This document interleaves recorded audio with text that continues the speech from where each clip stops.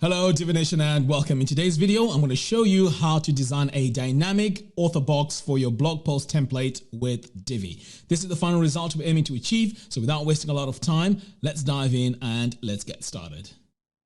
Alright, so the first thing we need to do is to head over here to the theme builders. So I'm just going to hover over here where it says Divi and then click on theme builder. Now over here to create a brand new template, we need to click on this plus button and our template is going to target all posts. So I'm going to click here on all posts and then create template. Next, we need to create the template in the custom body. So I'm going to come over here and click on this button here and then click here where it says build custom body. So in this case, we're going to build everything from scratch. So I'm going to click here on start building.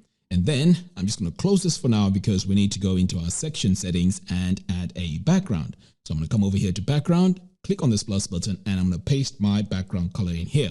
Now, in your case, if you want to use the exact same settings or the exact same colors as I'm using throughout this tutorial, I will leave a link to the blog post in the show notes below, which has all these settings.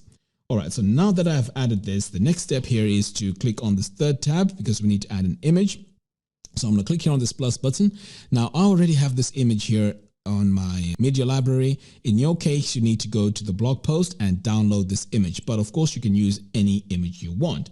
All right, so now that I've selected the image, I'm going to click upload an image. So now you can see here in the background, my image has been added. So these settings here, they're fine as they are. You can just leave them like that. So I'm just going to go ahead now and save. So I'm going to click here to save. And then over here, we need to add a new column structure. So I'm going to add a single column. And in that column, in fact, before we go into the column itself, let's go into the row settings and make some adjustments in there. So I'm going to click here on this gear icon and I'm going to go to my design sizing. So what we need to do here is to adjust our maximum width. So I'm going to click here and set my maximum width to 1380 pixels. So once you're done with that, the next step now is to add a post title module to the column. So I'm going to save this, click on this plus button, and then I'm just going to search for my post title. And here it is. Okay. So now that we have the post title, what we need to do is to come over here to elements and we need to disable the show featured image. So now that that's disabled, we need to also work on our color here because as you can see, my text here is quite difficult to read on this dark background. So to fix that, we need to come over here to design, click on text, and you want to change this text color and switch it to light, and that just reverses that. So now we can read everything well on that background. Okay, so now that we have this all set, the next step now is to add our font. So I'm going to start here with my title font, and here I'm going to set my font to Work Sans. So I'm just going to search for it here, and there we go. Work Sans. Next, I'm going to set my sizes. So I'm going to start here with my desktop. So I'm going to set my size to 7 rem. And while I'm here, I also need to set my sizes for the tablet and also the phone. So I'm going to come over here, hover over this area and click on this little icon and then go to the tablet. So here on the tablet, we're going to set this to 4. And then on the phone, we're going to set this to 2. There we go. So it's always good practice to go in and set specific sizes for different screen sizes. Okay, so now that I have this all set, the next step is to set my letter spacing. So here I'm going to set it to -2 pixels. And now it's a bit tighter. And moving on, the next step here is to go to my meta font because that needs to be adjusted as well. So I'm going to click here on this little brush icon and I'm going to set this to Work Sans. Now notice that Work Sans is already there because I've just previously used it.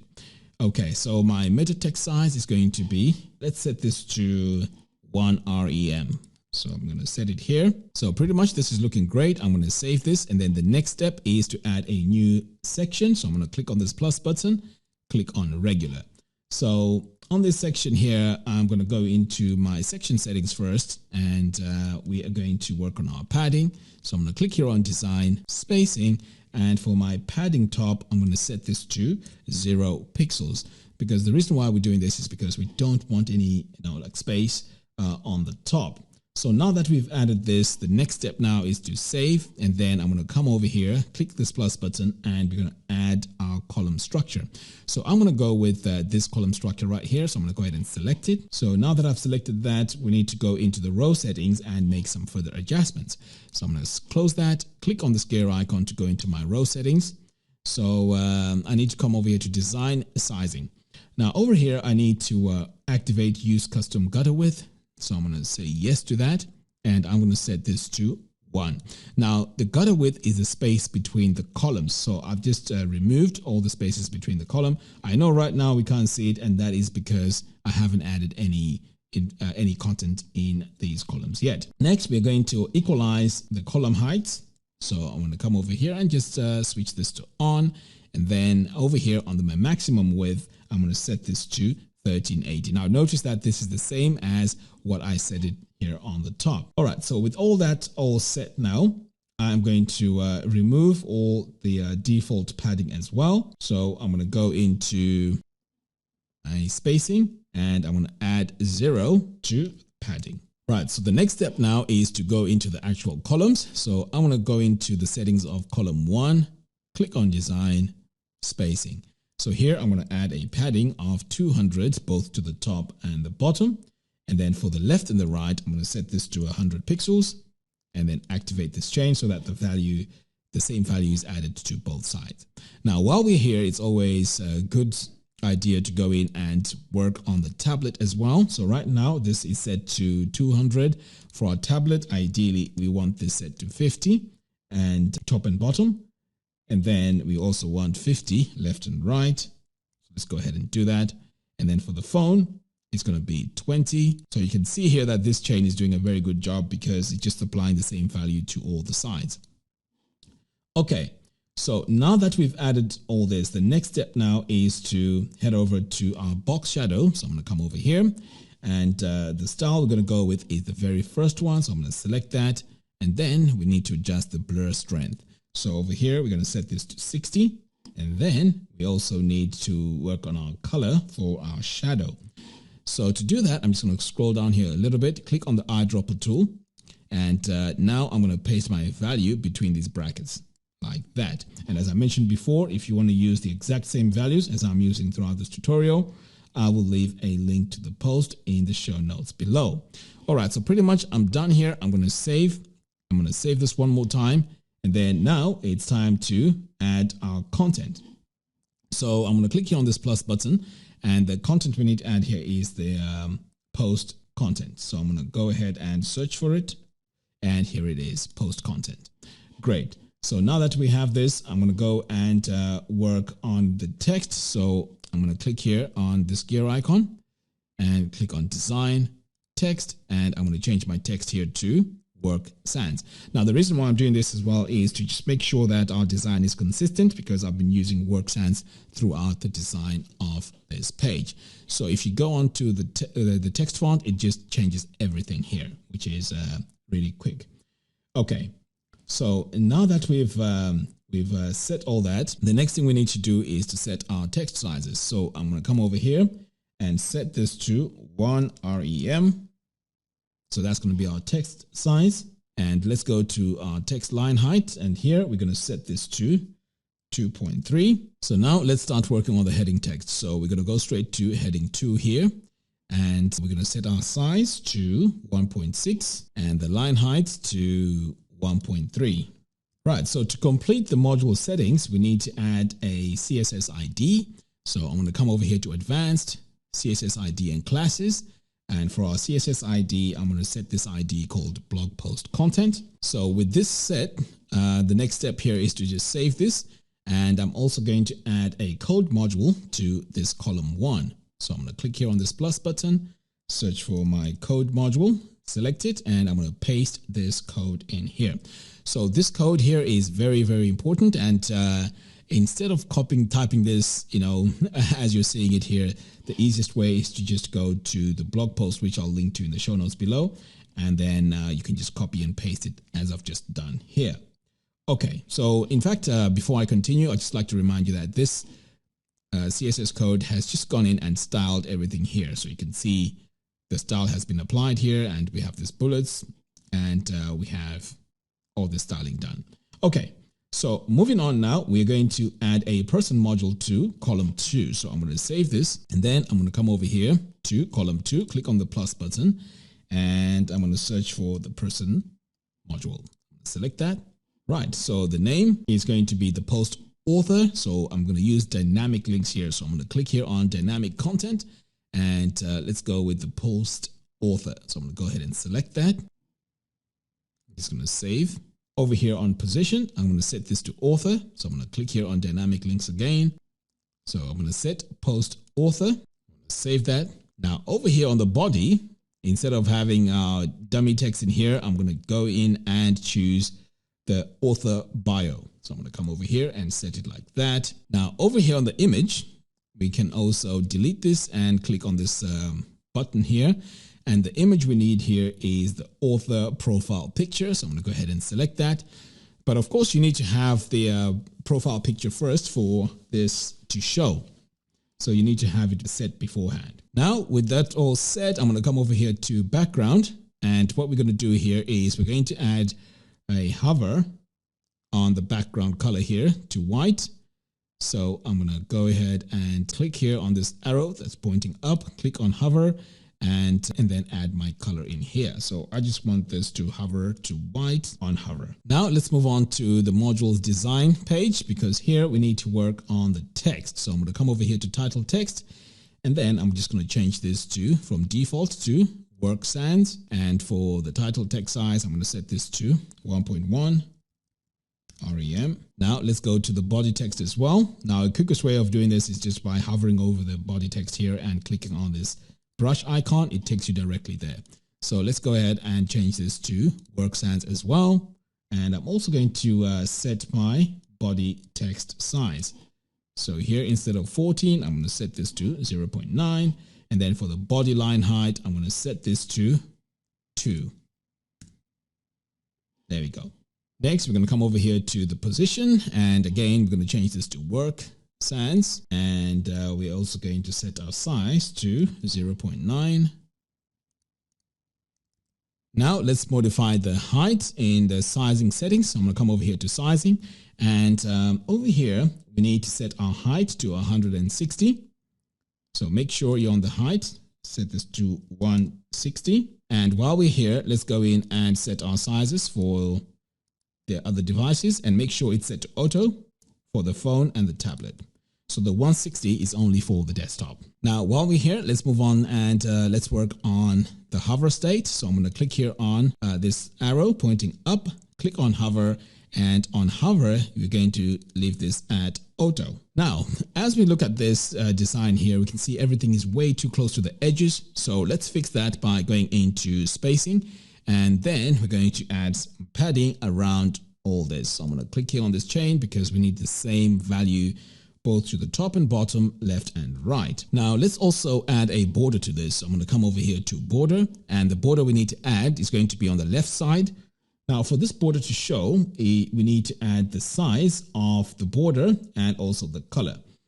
So the left border width is going to be 0 on the desktop, and then I'm just going to click on this little icon here, and then on the tablet we're going to set this to 4 pixels.